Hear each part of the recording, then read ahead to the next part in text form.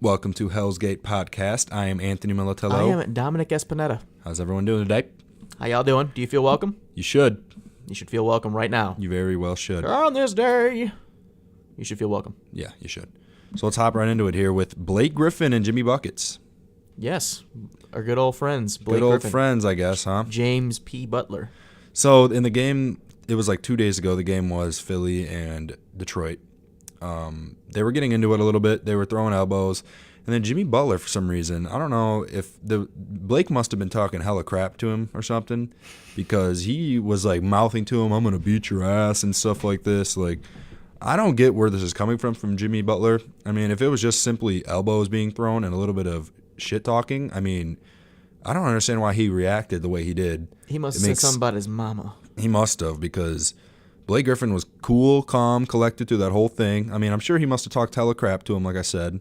I need to stop saying hella. That is the worst word I was going to tell you in that's the history of words. But anyways, he was talking a lot of crap to him, apparently, I guess. So Jimmy Butler went on the record and said, "Blake can't score on me. I don't care what you say. You heard that, Blake? Ain't worried about you."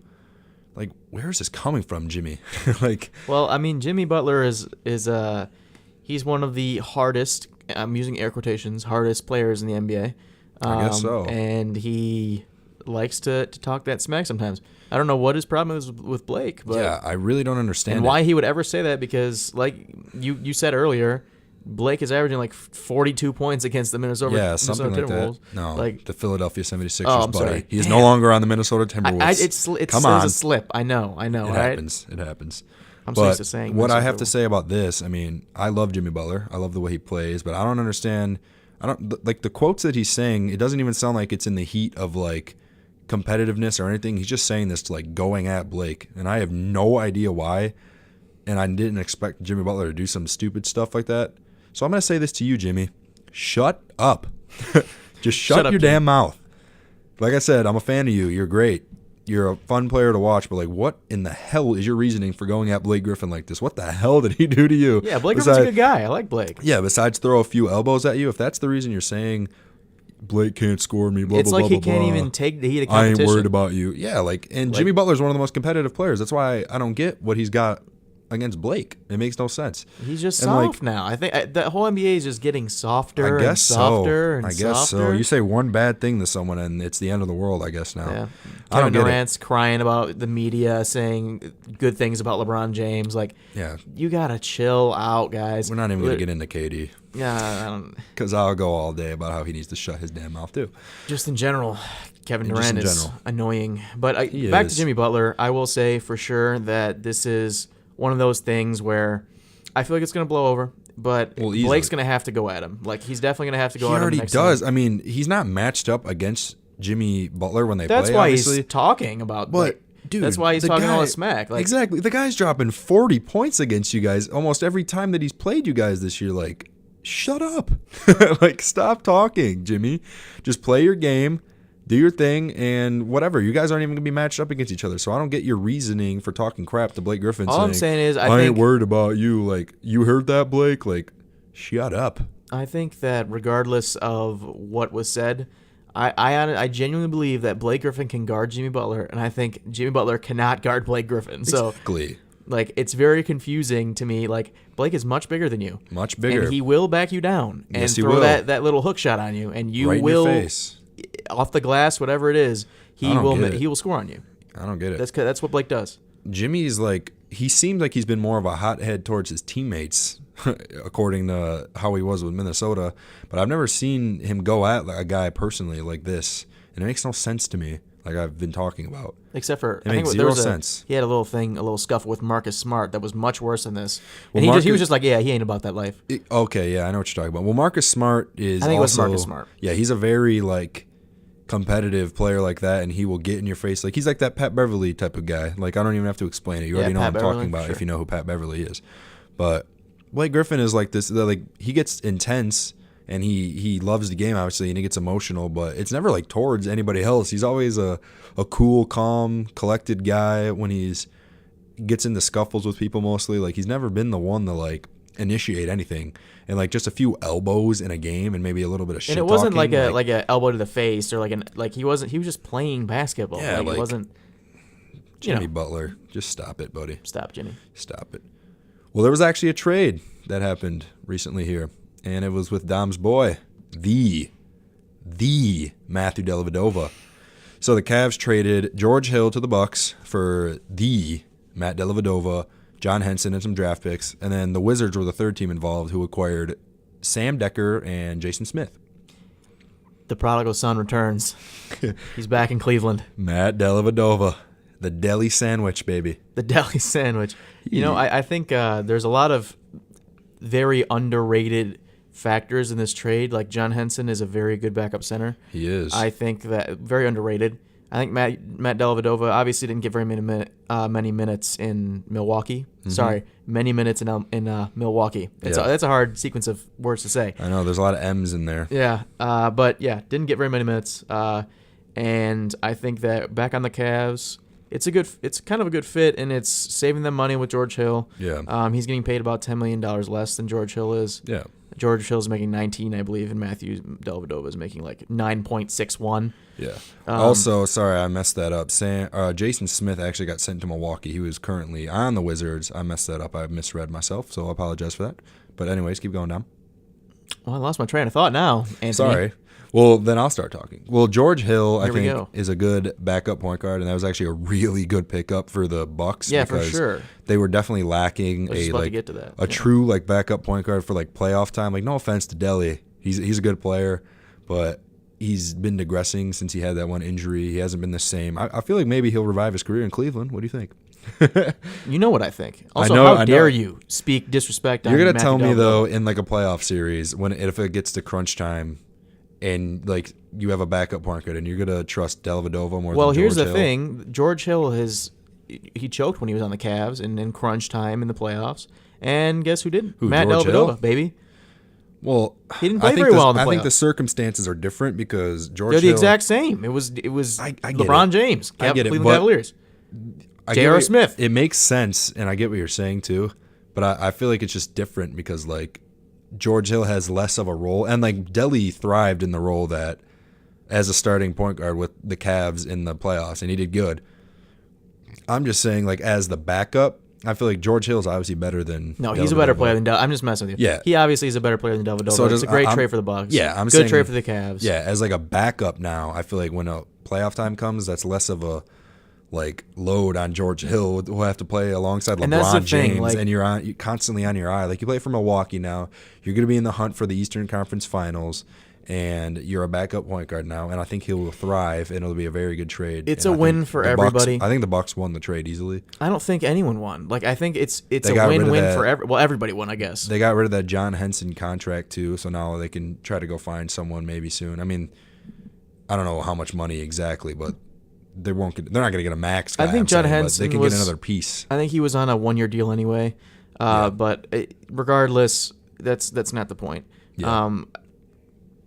Really, my analysis of the trade is it's good for the Cavs from a marketing perspective because you got Delly back, baby. Yeah, it's and you got worse. So I wouldn't even say they got worse. You're gonna get a George Hill pick. Is happy because he gets to go play for a contender. Yeah. The Bucks are happy because they get a really nice backup point guard who can shoot the three, play defense, decent passer. Talking about Delly?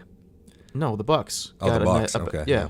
All right. Yeah, they got a nice piece. So it's a win for everybody. In my opinion. A bad feeling. And the Wizards got some random stuff that nobody really cares about. The Wizards are a dumpster fire. So yeah, well, we're not even gonna get into that, but.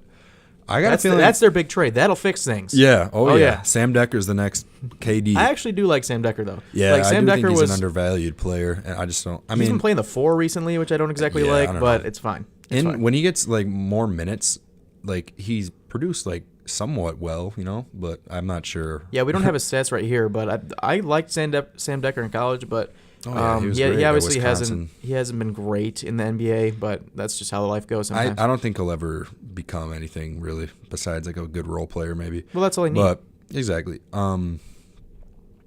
Yeah, I have a feeling though that Dellavedova is not even going to play for Cleveland.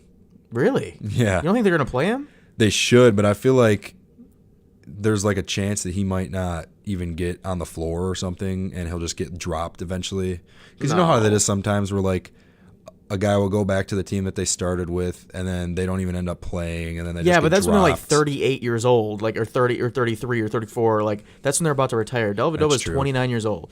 Like, and I genuinely believe they're going to play him. They're going to re-sign him. I can't remember if he signed up for next year. If not, that's great. They can sign him for veteran minimum contract or like a multi-year low contract, like $2 or $3 million a year, $4 million a year.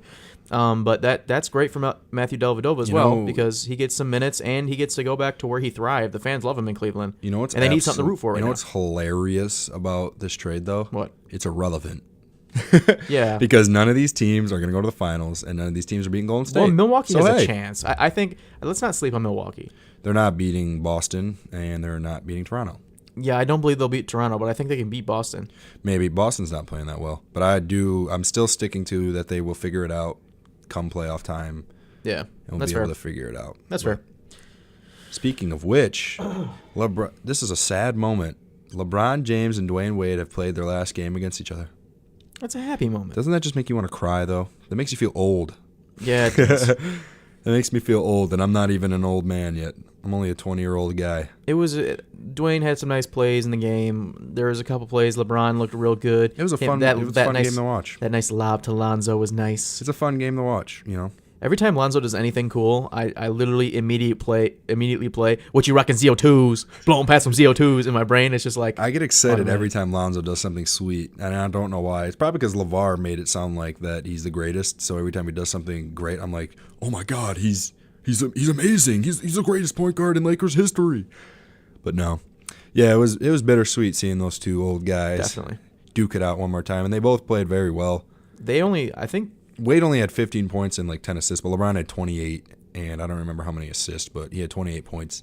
Well, he only had like assists, 9. He only had 9 points. LeBron only had like 9 points at halftime. He wasn't doing so well, but then he just started. Yeah, he picked it up like he always does. Because he's the best player in the world.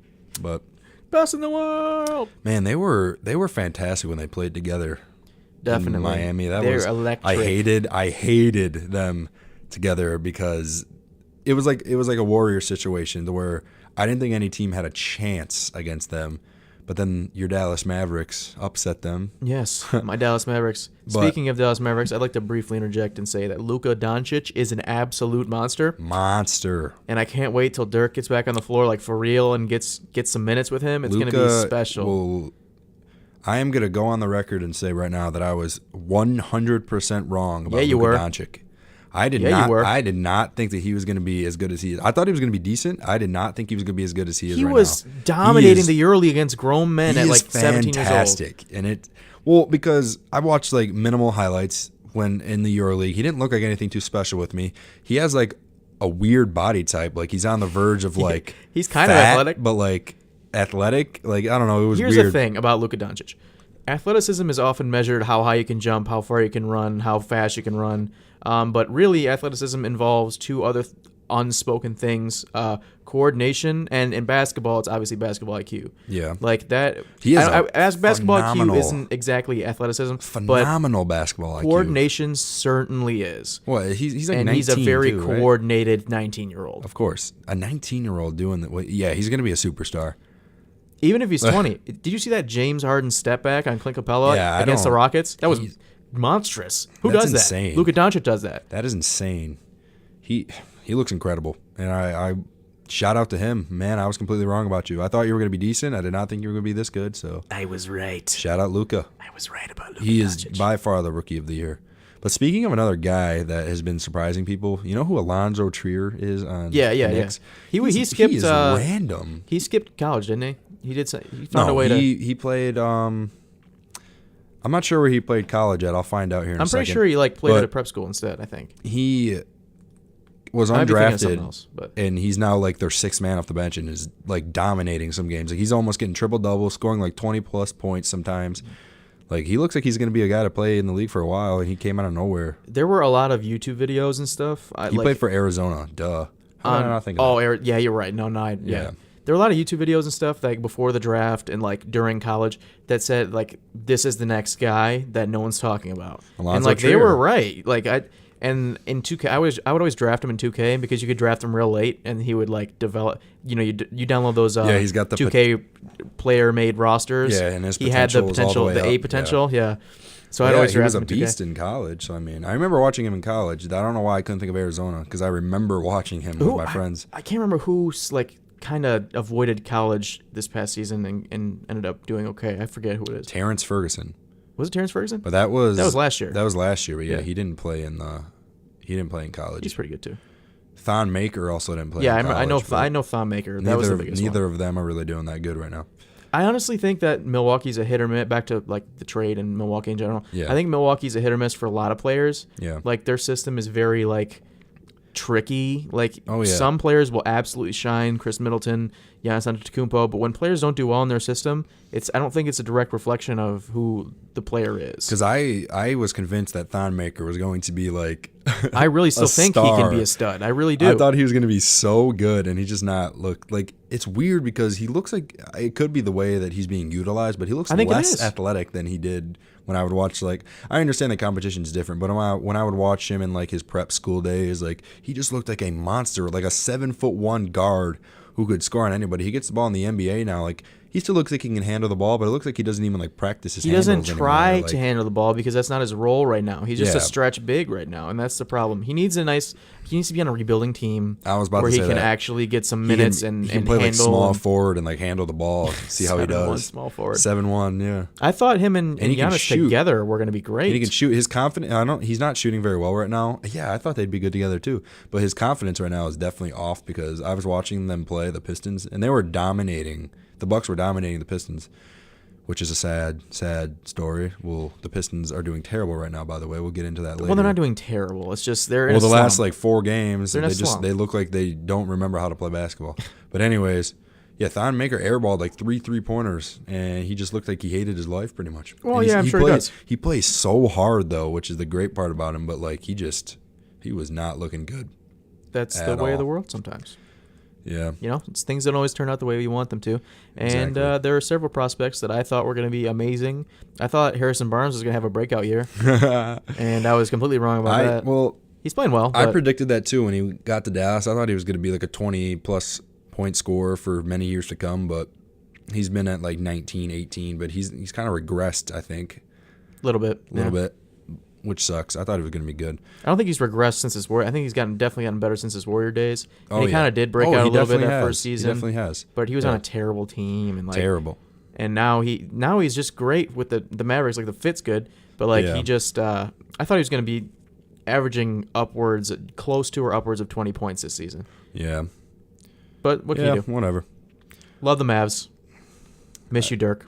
I mean, they haven't been good for a while, so I mean. Well, it was only a year or two that they had to rebuild. Like, really, that was the most efficient rebuild I've seen in a long time. Because they were making the playoffs before that consistently. Even after 2011 when they won the championship, their teams were but Dirk was still kind of carrying them to the playoffs. That's what Dirk does. Until very recently. He's a monster. They just needed...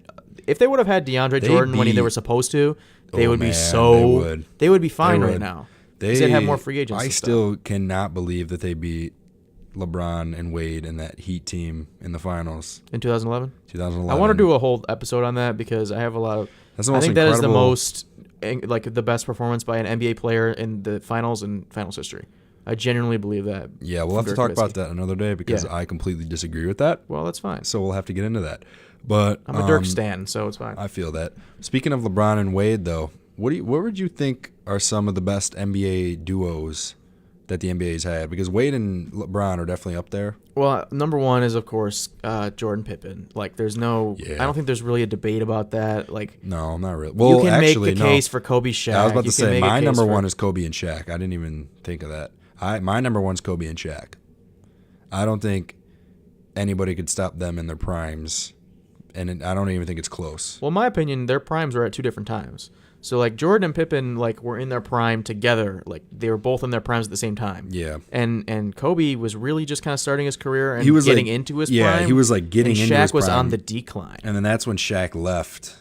Well, he didn't leave. Shaq got traded, but Shaq's few years in Los Angeles, the early ones when they won the championship in 2000 2001, that was around his prime.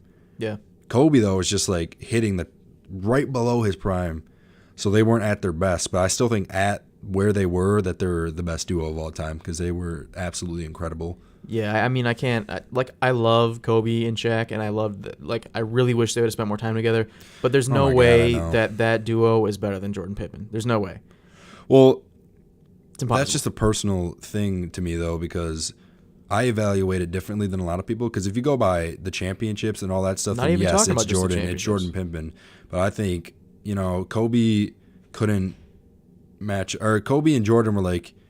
Obviously not equal. Michael Jordan's better, but like Kobe's the closest thing we've ever had to Michael Jordan.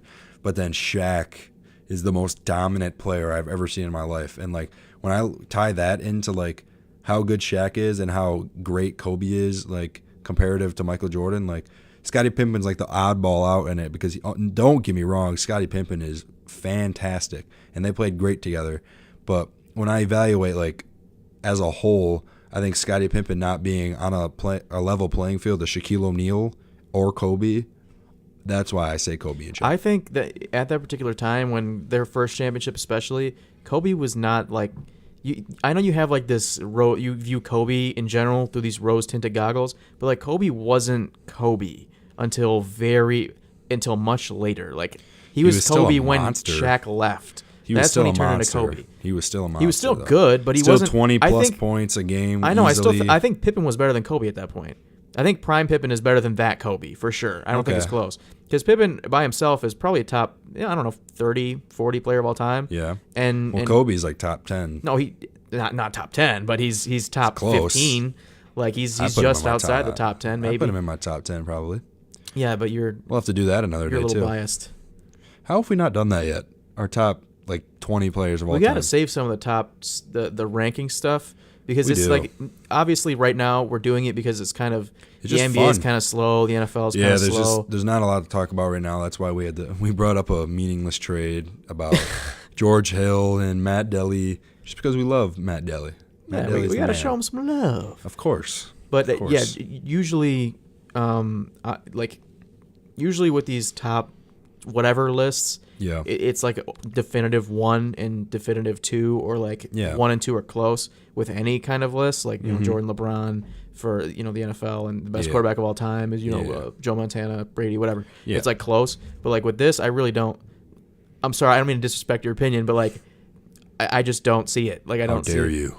I don't see it. And then there are, of course, different... I think that it is close, and I think it's between them two for sure. There are other duos in NBA history as well. KD and Steph, unfortunately, but yeah, they're Magic and Kareem. Magic and Kareem is another big... And somebody's going to get on our ass for not mentioning Magic and Kareem earlier, but that's fine. Jerry West and Wilt. Jerry West and Wilt, of course. That was my next one. Any After point that, guard and Bill Russell. Yeah.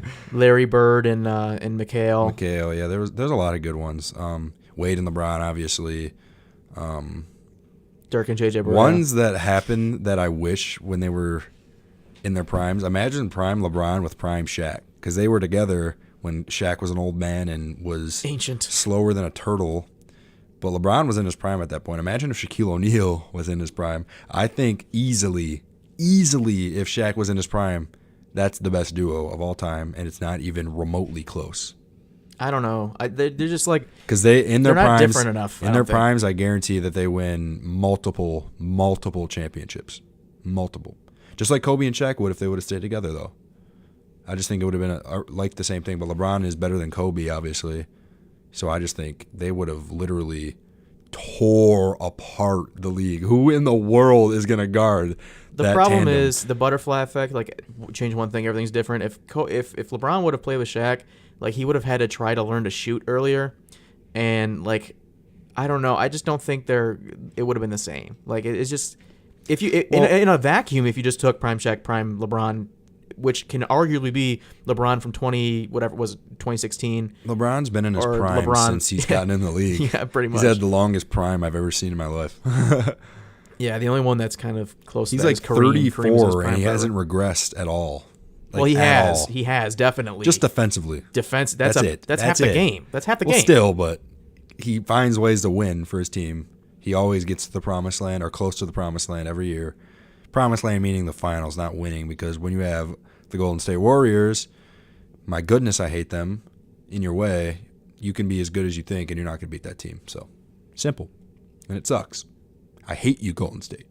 Quit. I wish people would try and do something different and stop trying to beat Golden State being Golden State. Like, Houston almost did it. Granted, damn it, just put like 10 superstars on one team, beat the Warriors so they break up, and then break up that team, and then just go back to how the NBA should be, to where it's 1 to 2 superstars on one team so it can be competitive, because this isn't competitive. It's competitive watching these other teams play, and it's great, and I'll always love the NBA no matter what, but right now, it's literally tunnel vision. It is Golden State, and that's it. I can't see a team even coming close to beating the Warriors this year. I think the Raptors could definitely beat the Warriors. No.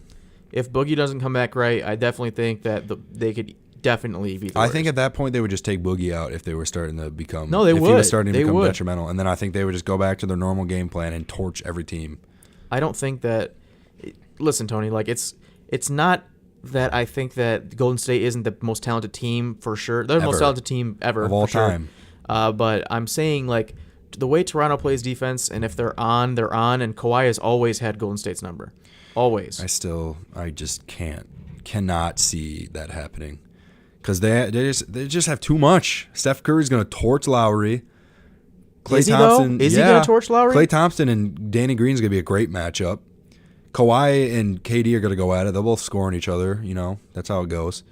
Draymond and Pascal Siakam. Whatever. I don't even know what to say about that matchup. I don't know how to. And then Boogie, if he's even somewhat there. Maybe Serge Ibaka. Maybe physically. Jonas Valanciunas. Yeah, like Boogie, when he's not hurt, can score or will score on any center in the league. So, like, it doesn't really matter who he's going up against.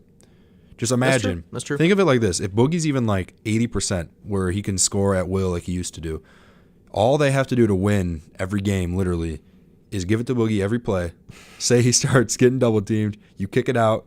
Who is he kicking out to, Dominic? I want you to name those guys for me. Thanks. Go ahead. He'll kick it out to Draymond Green for the corner three. Still. Brick off. Draymond can shoot sometimes. He can shoot sometimes. You're right. He's kicking it out to Klay Thompson, Kevin Durant, Steph Curry. And the thing is about this is, like, that's not just like for a set shot. He can kick it out to KD. KD can, pump fake, one dribble, jump shot. He's making it every time.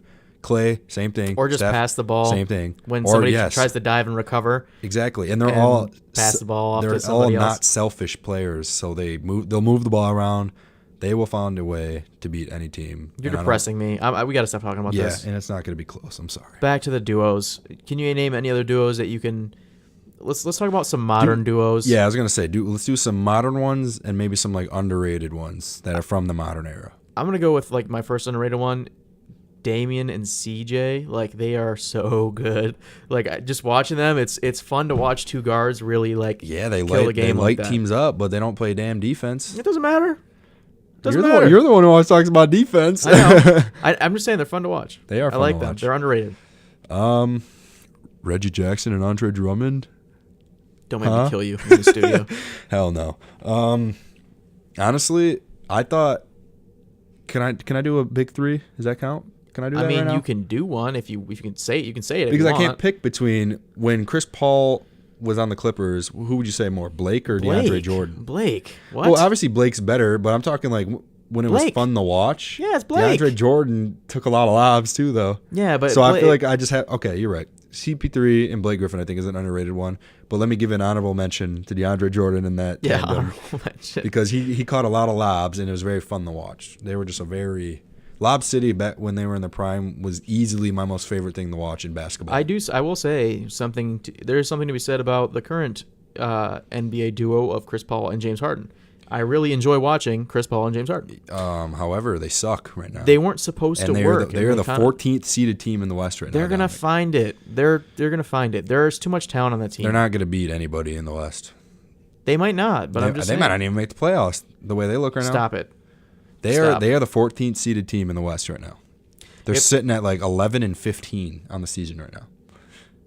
Chris Paul should have taken a little bit less money. Yeah. I know I'm always that guy that's like, oh, just take as much money as you can. It's yo money. But if it's in the right spot, hell yeah, take as much money as you want. Do you need $41 million, Chris Paul? No. John Wall, do you need $41 million? No. Is it worth never winning ever?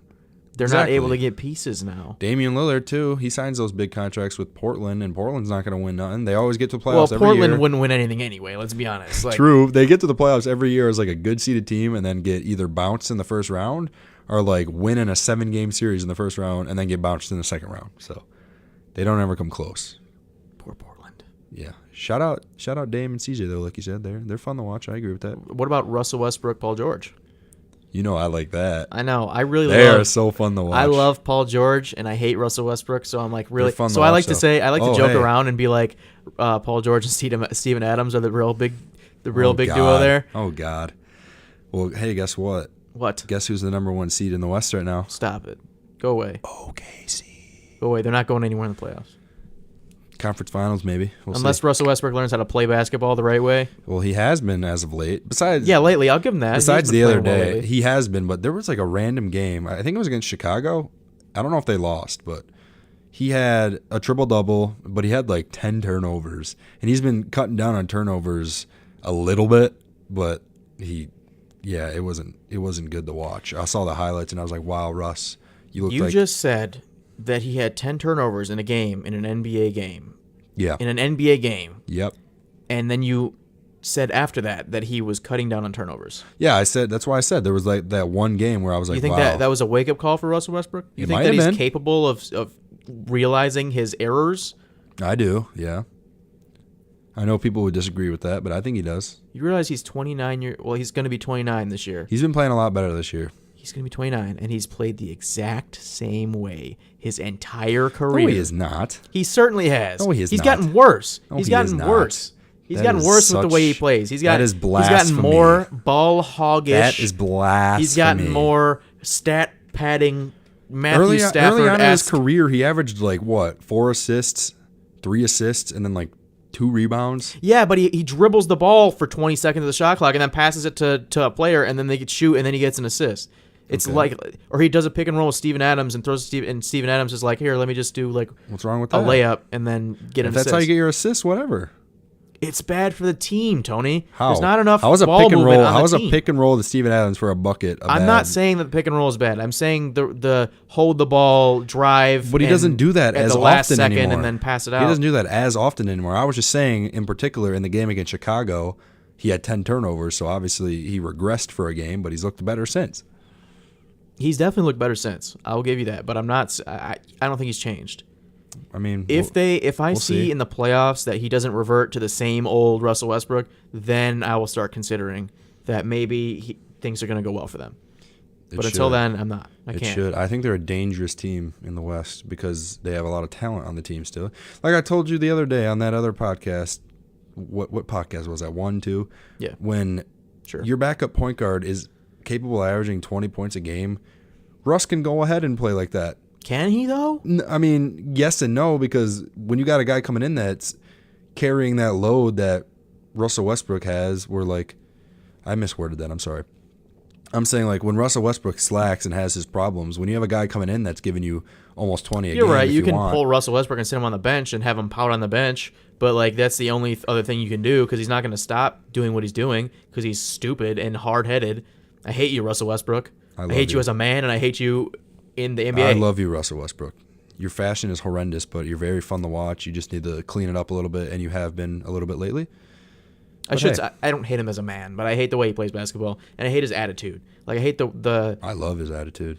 I like that he's aggressive and he likes to play and he's got a passion for the He gets game. in the zone when But he plays. I don't like the tunnel vision. I don't like the disrespecting reporters. I don't like the general like ignorance he can have sometimes. Other times he's great and he gives back to the community and That's like fair. so there it's just give and take with Russell Westbrook in general with basketball and with other things. That is fair. That is fair. Yes, indeed. I mean, I still think they're a dangerous team in the West. They are. I think they have a chance of making the conference finals. Dangerous is the right word. Hey, what if Russell Westbrook goes off and they play the Warriors and they win? No. Who am I kidding? I'm dreaming. You are dreaming. Oh, I'm dreaming. Dreaming indeed. Let's see other NBA duos. Nikola today. Jokic and Jamal Murray. Oh my God, they're not even on the same. Oh wait, I They are on thought the same you were team. talking about Vucevic for a second. No. I was about to say Vucevic and Fournier. Yeah, Jokic and Murray is a good. Yeah. They're on the come up They're too. dangerous. Obviously, Embiid, Simmons, even though Simmons is playing like ass. Yeah. The Warriors' entire starting lineup. Yeah, you can pick any two of those guys. Exactly. Starting five, and they're one of the best duos in the league. yeah. Unbelievable. They're worth mention. Unbelievable. Trae Young and John Collins. John Collins. All right. Well, while we're talking about Luka and Dennis Smith Jr., though, on a real note, they're going to be on the come up. Now it's Luka and DeAndre. That's going to be a dangerous backcourt. Soon it will be Luka and Dennis Smith Jr. That will be a dangerous backcourt very soon. So while we're on the subject of two people doing good things, we'll transition to WWE. It'd be called duos, my friend. All right. Anyways, go ahead. Anyway, before I was rudely interrupted, I was saying that we're going to transition here into WWE, and I'm going to ask you, what is the current greatest WWE tag team? The B team. B team, go, go, go. Are you saying of all time or in WWE currently? We'll get to all time, sure, but that's tough. It's the New Day. It's gotta be. It's gotta be the New Day. I respect New Day because of every standpoint that you look at. The New Day, they're great in the ring. All three of those guys have fantastic chemistry together. Mm-hmm. So that means good promos, funny stuff from them. They sell the most merchandise out of any tag team, I'm assuming. Definitely. The numbers will say that they're one of the best today, too, for how many championships they win. It's so weird to think that they're Hall of Famers already. Like, they totally are Hall of Famers Easily. So I think it's New Day above everyone else, but then right below them at a dead tie is the Bar. Well, are they below them or are they a tie? No. I'm saying these two teams I'm about to name are a tie. Okay. I said I get it. Yeah. The New Day is above everyone, and then these two teams are a tie. The Bar. The Bear. We are the Bar. And the Usos, I think, are the two ties right there. I like the Usos. I've always liked the Usos. They've gotten so much better. That's why I had to put them in there because. But that being said, they are not on the level of the Bar. The Bar is number one. They're both WWE Universal Championship level competitors in a tag team. The Bar is better than the New Day. Yes, they are. No. They are. No. They are the Bear. No, they are not. They certainly are. I don't know how you can deny that. Individually, yes. Kofi Kingston should be WWE champion. There's no denying that. But I'm just saying that Cesaro as a singles competitor can be a very profitable and a great champion. Sheamus has already proved that. But I'm saying just as a tag team. I'm not saying when you see how good they both are and then they're a team together. I'm talking those three guys together, all together, like with everything tied into it, are a better tag team than the Bar. They're not. They are. They're not. Yes, they are. How? I just explained it. I know you explained it to me. How many T-shirts do you think the Bar sells? Maybe like 40? They don't have good T-shirts, though. Whatever. And their market... Let me explain something. They don't throw pancakes to the crowd. Yeah, you're right.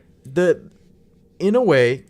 They're not even in the ring. The New Day draws more money. The New Day is the more profitable champion. Yes. Okay. But if we're talking about ring skill, no. The Bar is way better than the New Day. As individuals, I don't think their chemistry together is as good as the New Day. Have you watched them recently? They're great. Yeah. Have you watched them ever? They're fantastic in the ring. Both of them, have you watched the New together. Day? Have you watched the New Day? Yes, I have.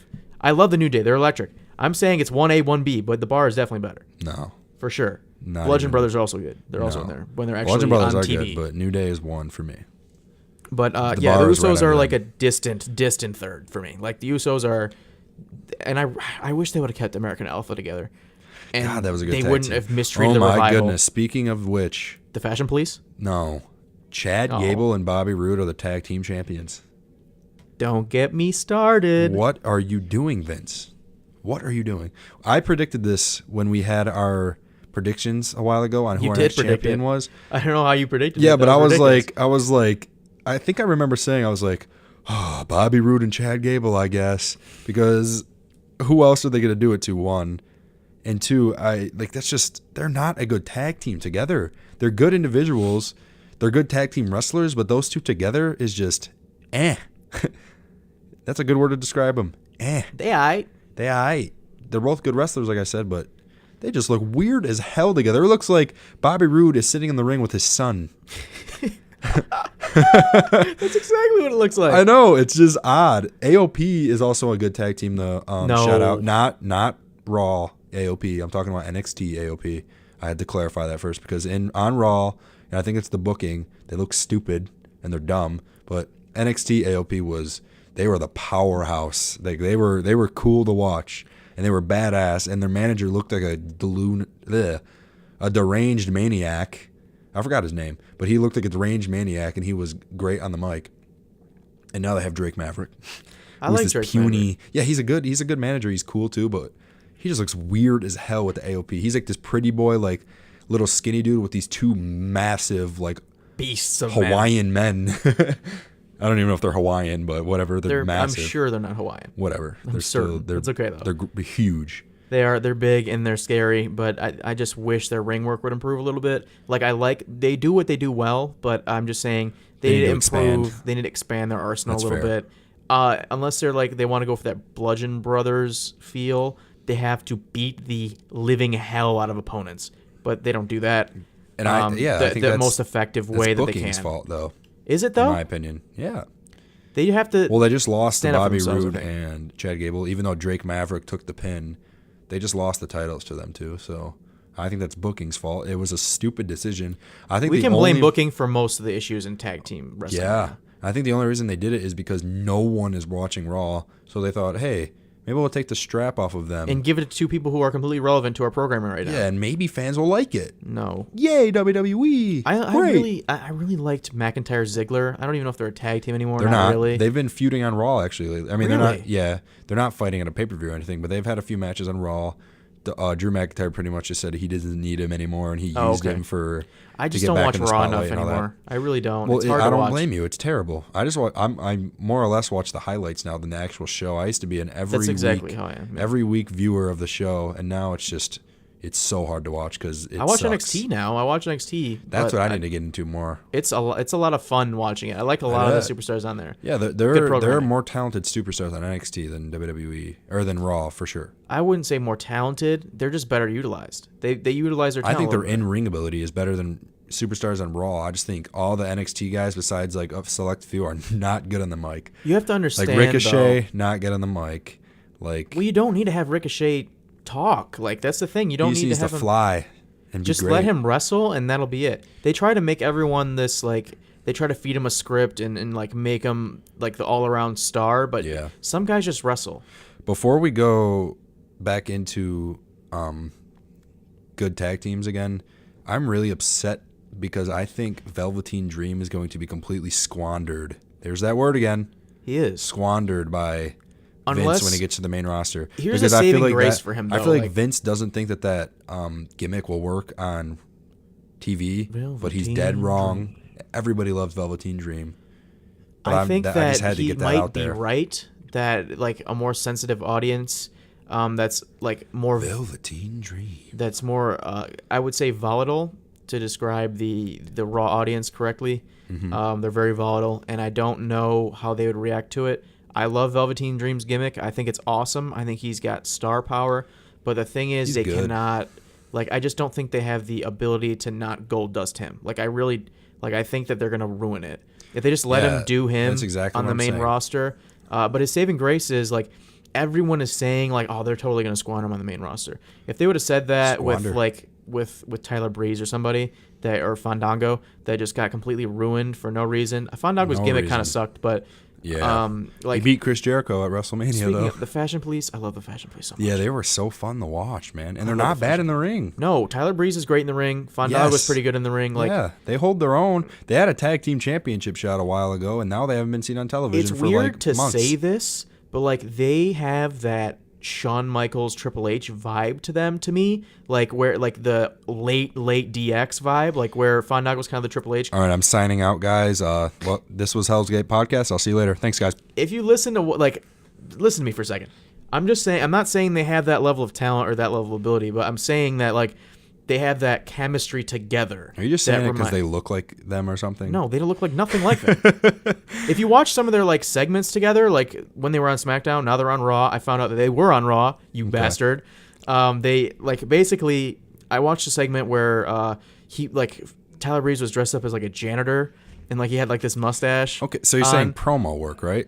I'm saying together, they remind me of Triple H and Shawn Michaels. Are you talking about in the ring at all? I'm not talking about what they do in the ring. No, okay, I'm saying like their chemistry together. All right, you just need to clarify that. Because I clarified that 2 minutes ago, and you weren't listening. No. Well, yeah. Well, when you say something as blasphemy as that, I'm just going to assume the worst. As blasphemous as that, I'm going to assume the worst. So, okay, So, while we're on the topic of tag teams, what do you think the greatest tag team of all time is? The greatest tag team of all time? It's a hard question. Yeah. It's easy to just go and say the Road Warriors because they're embodied tag team wrestling. Yes, exactly. And they're great. Outside of that, there are several other tag teams that you can. I want to hear yours first because mine are kind of the Rock and Sock Connection. They were a cool tag team, but no. New Day's number one. No, I'm gonna go with the Hardy Boys. That's just a personal greatest of all opinion. time? Yeah, I know it's probably a hot take, but I love the Hardy Boys, and because I don't tie in just WWE, they won tag team championships in every single promotion. Oh, they did. Yeah, and like Matt and Jeff made that. Like they even like said like when Matt became broken, he was like, what did he say? He was like, I'm on the quest for gold. Yeah. And they totally did too. And they did. And they won every single tag team championship in every single like main promotion. So I think when I tie that together, and they were fantastic in the ring, and they at first weren't that good on the mic, but they both improved as time went on. So I'm going with the Hardy Boys. What about you sack? Well, I will go with my number one of all time. I think is going to be the Road Warriors, for lots of reasons that I don't have to explain. If you haven't seen them, then you don't know. You don't need to explain. If you want to know why, just go watch one of their matches. But I'll go with obviously for me at 2, it's gonna be a 3-way tie. It's gonna be a 3-way tie. Okay, let's hear it. Hardy Boys. Okay. Dudley Boys. Edge and Christian. That's so fair because I was literally those are my 2 guys or 2 teams right under them. There, of course, after that, you got like older tag teams like the Rock and Roll Express. Yeah, none of these young guns listening to that know what that is, though. I hardly know what that is. Yeah, I'm a huge WWE fan, so I've watched all these things, but like nobody knows who those people are. Okay, well, at least people listen, you know. There's something to be said. But you gotta mention them, of course. There is also something to be said about me, Shawn Michaels, you, Marty Jannetty. The Rockers. The original. I'm Shawn Michaels. I am definitely Shawn Michaels, and you're Marty Jannetty. Can we both be?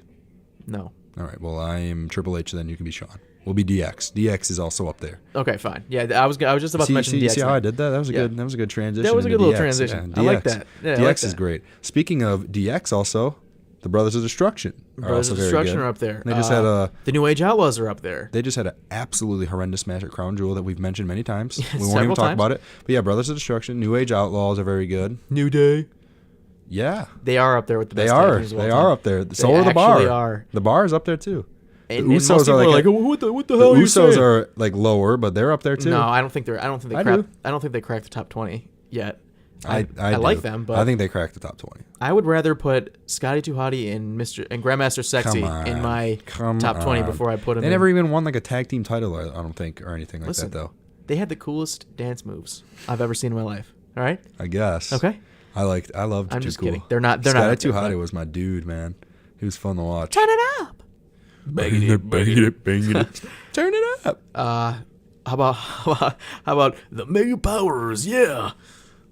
Can we even count that as a tag team? Can we? Because if that's how it goes, the Big Show and the Undertaker were a tag team before. They were the tag team champions, actually. Like I said, the Rock and Sock Connection, Triple H and Stone Cold were tag team champions. So since we all know I have a hard-on for Chris Jericho, I want to... Oh, Jericho. I was going to say Jericho. That's a good tag team, but no, they were awesome. They're not in that. They're not the best of all time category, but I think they're a definitely worthy mention. Yeah, well, there's a lot of those teams that are like 2 big stars just thrown together, and they become underrated because they don't stay together. You know what I'm saying? Like a Jericho, like freaking Triple H and Stone Cold were a tag team. Like I said, Big Show, Undertaker. How about? I'm pretty sure John Cena and Batista were the tag team champions. Speaking of several like single stars getting thrown together and it being magic, how about the Bar?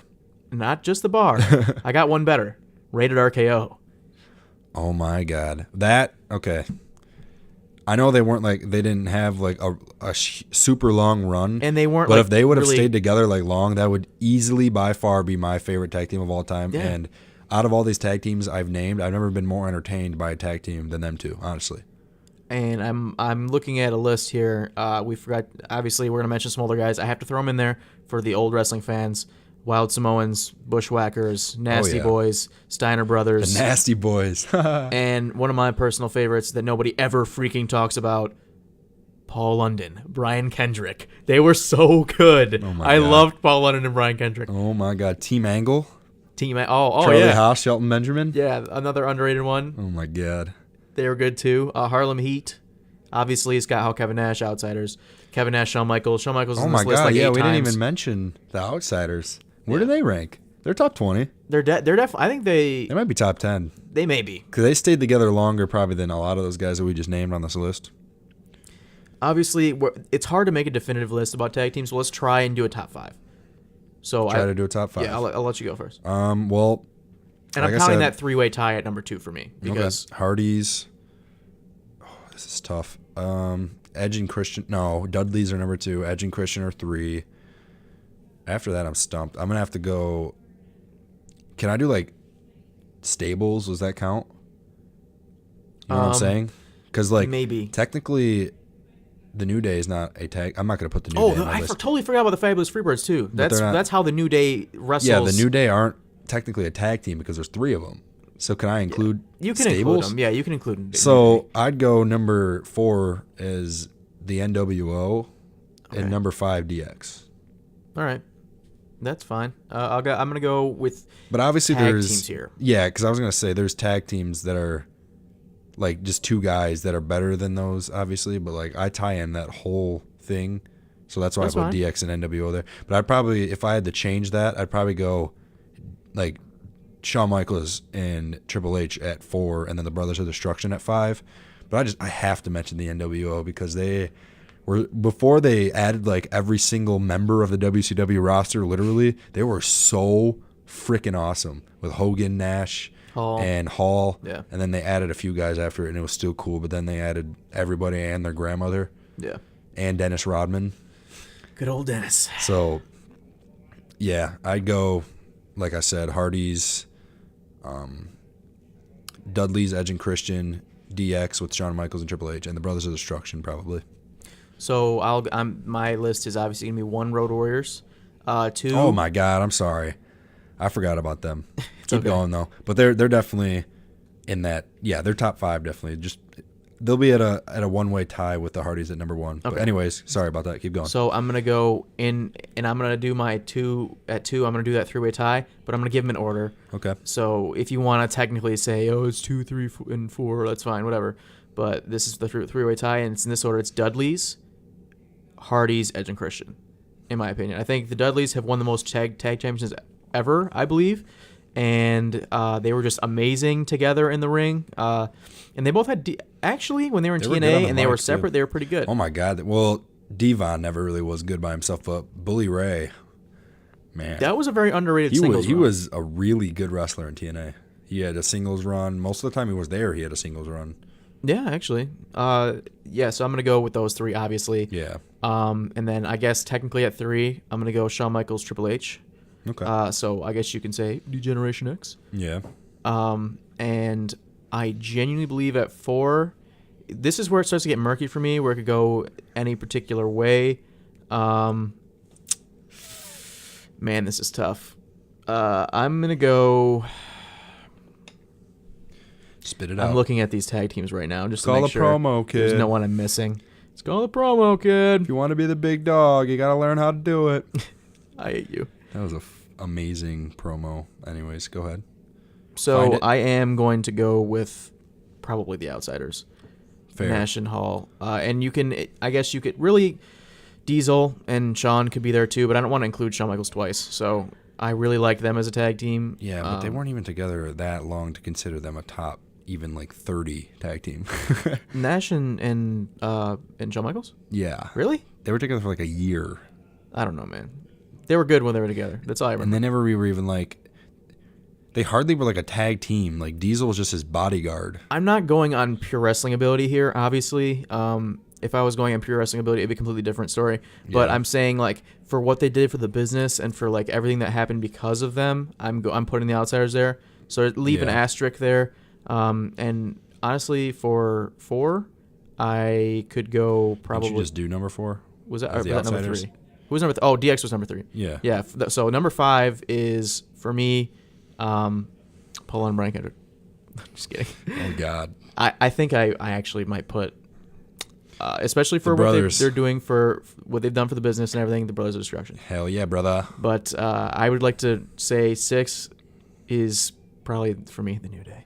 Like, after it's all said and done, I really believe that they're going to go down as one of the best tag factions in history. Yeah. Oh, what happened to the Bar, huh? The Bar are better in the ring, but they're not like. Oh, okay. No, they're not. And obviously, we can't your list is gonna be different than ours because you grew up with different people and you watched. I can't put the Fabulous Freebirds in my top 5, even though they might have been the greatest tag team of all time, because I just can't put the I didn't. I get what you're saying, because we can't put those old guys in there that we didn't watch that much. But the Road Warriors, I think, are the exception to that, because that they literally. And my dad was a huge Road Warriors fan, so I got to see that tag team wrestling. He bought a couple DVDs. So that I've seen Road Warrior matches, and I have the whole Road Warrior anthology at home that I've watched many times. Yeah. And additionally, obviously, Rated RKO is a very dear to my heart. They're not. Team. Yeah, they're not, because they didn't have that much time together. They're probably not in a top 20 or 30, but they're probably my personal favorite, honestly, because I loved them together. Right. It was awesome. Everything about them was great. The promos, the theme song, together in the ring, their chemistry, them as themselves are both great, and they were just great, man. Freaking great. Evolution is another good. We'll do Stables. Yeah, I was about to say we can do a later date pretty soon. There's so many things to talk about with WWE. It's so hard to even. So many. We can do best talkers on the mic. We're gonna be doing all this stuff. We can do best talkers on the mic, best stables.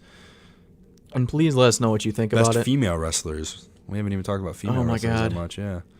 There's a lot of good stuff. Mandy Rose. The WWE Evolution, that'll be talked about very soon as well. I prefer the Divas Revolution because Evolution is just is a ridiculous they're How trying to. How dare you call them divas? The Divas Revolution is what they called it officially. Not eventually. No, it's the women's They called it originally. Revolution. They called it the Divas Revolution, and then they called it the Women's Revolution, and they call it the Women's Evolution to not throw disrespect on the women that came before them. But it was definitely a revolution, starting with the AJ Diva Lee era, and then going into Paige is the next big one that was Diva great. era was horrendous until the tail end of it. Well, no, I think the beginning was good. I will say the technical the women's beginning. champions was still around at that time though. They changed to the Divas title at whatever year, and then that was a 4 or 5 year period. Michelle McCool. Yeah, where that was abysmal.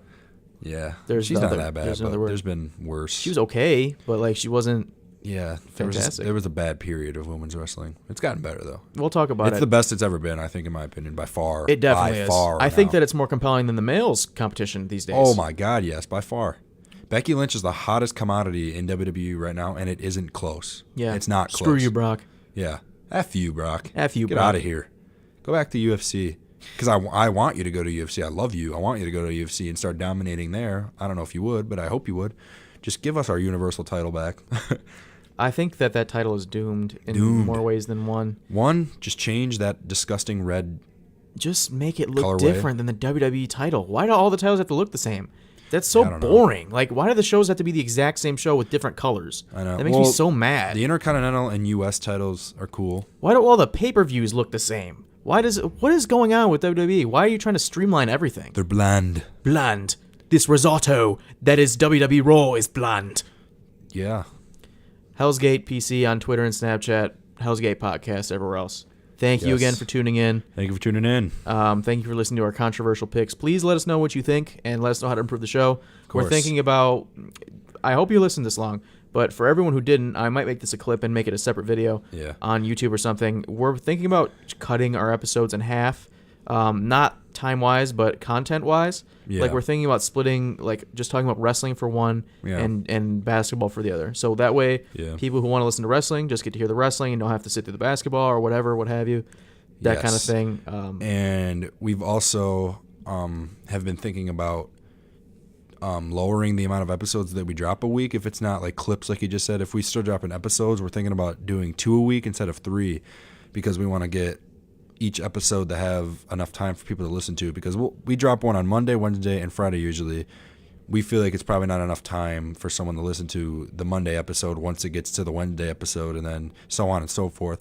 So let us know what you think about that. Let me just explain why we were doing that. We probably think it's more sufficient to drop one Monday and one Friday, so everybody can listen to each episode at a good time frame instead or of putting like too much if at you. we split them up, I think we can drop 3 a week or whatever we want to do. Really, either way, or what we're trying to say here is like that whole scheduling process and what we're gonna drop and when we're gonna drop it is all up in the air. Just bear with us. We apologize for the changes that we've been having with that. We're just trying to make it the best that we can do and the most efficient that it can be for all of you guys. So definitely. And I'd like to just briefly touch on why we were trying to upload 3 times a week. And like that does seem like a lot, especially at our original point of an hour and a half. Obviously, we shortened it to an hour, just a little bit over an hour.